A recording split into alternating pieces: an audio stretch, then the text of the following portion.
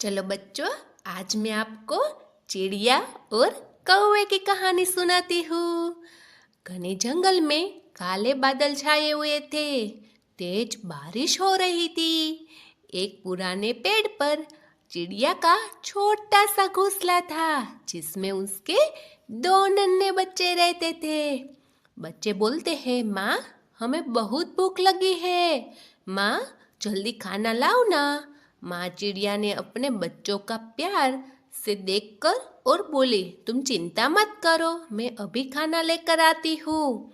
बारिश इतनी तेज थी कि उड़ना भी मुश्किल था।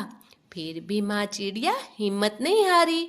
वह भीगते हुए एक पेड़ से दूसरे पेड़ तक उड़ती रही, लेकिन कहीं भी दाना नहीं मिला।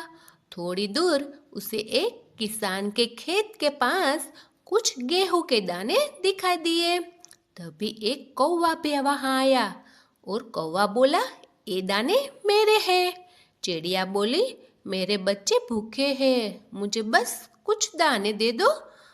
कौवा ने माँ चिड़िया की बात सुनकर दाने बांट दिए और कहा, बच्चों की भूख सबसे बड़ी भूख होती है।